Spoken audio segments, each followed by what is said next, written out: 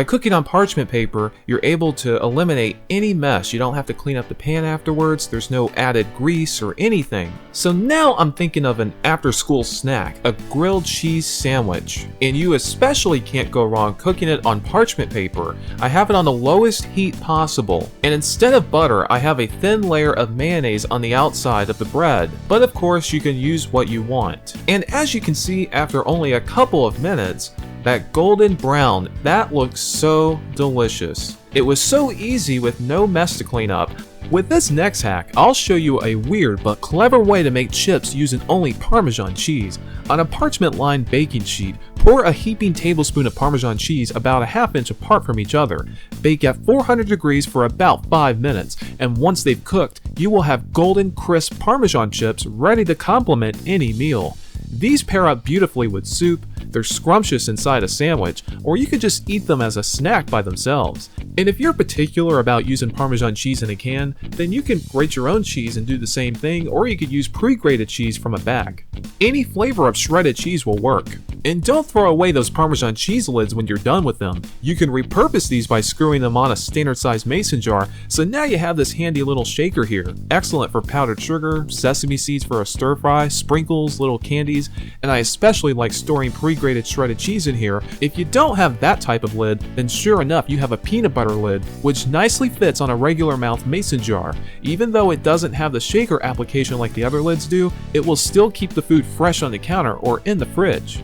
Now there are those who eat corn directly off the cob, but I hate how the kernels stick to my teeth, so I prefer cutting mine using this unconventional method with a bundt pan. Stand your cob in the center of the bundt pan and cut downward on the sides. Just keep rotating the cob until all of the corn is cut free.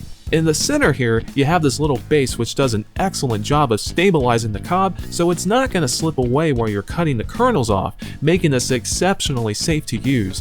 In addition, instead of the corn pieces flying all over the cutting board and counter, it will simply drop right into the pan, eliminating a major mess.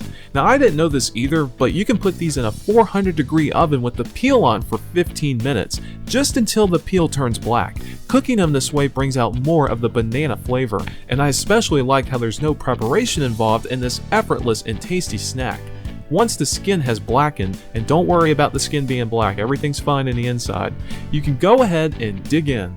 Personally, I like mine with some marshmallows, they kind of melt right on the top. In just minutes, you will have a mouth-watering dessert everyone will go bananas for. Once you start preparing them this way, you'll never throw a banana away again.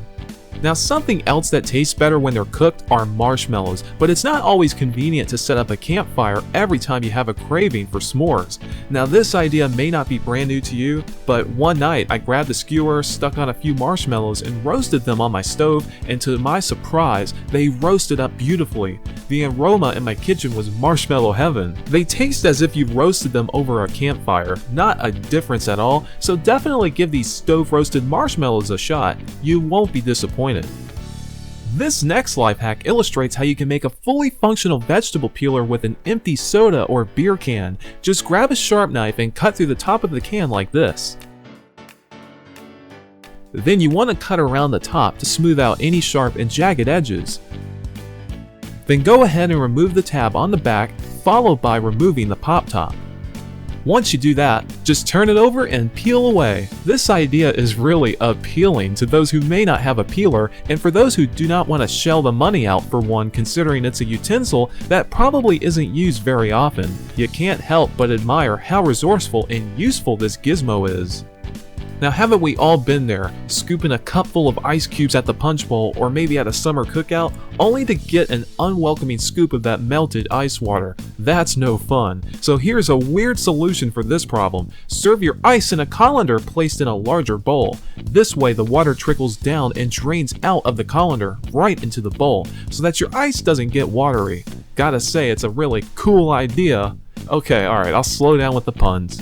Well, hot dogs in a thermos. Why didn't this idea cross my mind when I was a kid? I would have totally done this. You just boil your hot dogs on the stove or in the microwave like I did, put them in the thermos with the boiling water, and your kid will have the coolest lunch, well, the hottest lunch ever. And you're not limited to hot dogs. You can also put chicken nuggets in here and french fries and have a hot lunch instead of having these boring, cold snackables. These aren't Lunchables.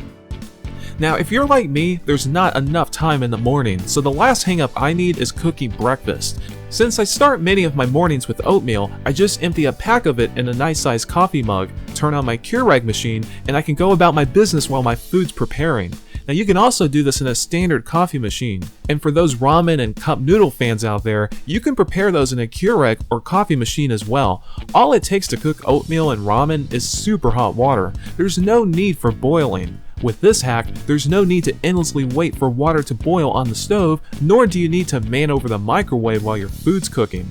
I've even seen some people cook hot dogs and soft-boiled eggs in a coffee machine, but that's a whole nother video. I'm no cakeologist, but I've discovered a weird way on how you can enjoy boxed cake without adding eggs or oil. All you need to mix in is a can of your favorite soda. That's it. Simply add your favorite cake mix, mine's chocolate, with 12 ounces of your favorite soda drink or any flavor carbonated water in a mixing bowl, then combine. Follow the directions according to the packaging, and in just minutes, you have the easiest cake ever, with no sacrifice in flavor. I dare you to serve this to your friends and family without telling them you only added soda, because they'll never know the difference. And if that wasn't enough, you'll save over 50 calories per slice, and it's vegan friendly. So technically, it's healthy. For sure, making this recipe is a piece of cake. And if you want, you can use diet soda and still have a delicious cake. It's rare that I drink from a glass bottle, but when I do, it's a challenge removing that stubborn bottle cap. There are a number of ways to open a bottle without a bottle opener, but the trick I use is foolproof and works every time. With a couple sheets of paper, I can pry open this evil adult-proof cap and enjoy my beverage once and for all. Take a couple standard sheets of white paper and fold them vertically over and over again until it looks like this. Then fold it lengthways to create a V shape. At this point, you can wedge it beneath the cap just like you would with a bottle opener and pop that sucker right off. Place bets with non-believers that you can open a bottle cap with a couple sheets of paper, and I'm sure your drinks will be on the house. Bizarrely enough, you can put Oreos in a pepper grinder and use the Oreo dust as an easy topping over ice cream. Or popcorn.